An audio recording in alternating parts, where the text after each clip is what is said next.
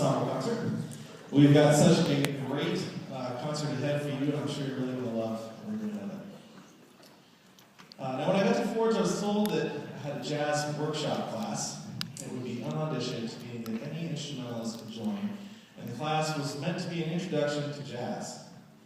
What just so happened when I got the course roster, this class had only 5 students in it.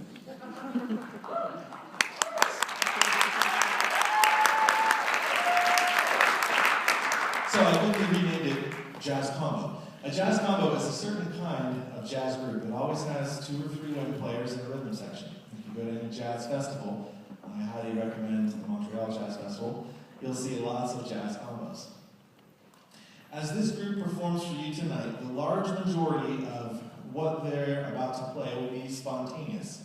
And yes, that's right, completely made up on the spot. The performers have certain notes that they can choose to pick from, while the rhythm section, which is Sam Kyle over there, is playing a certain set of chord changes behind them. If everything goes all right, the soloists will hit the right notes that match the chord changes as they're being played.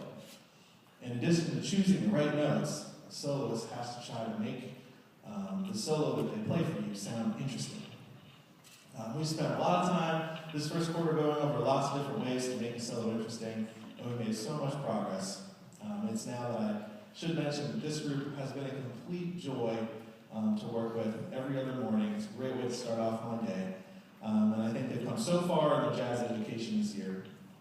In closing, improvisation is making up a solo on the spot.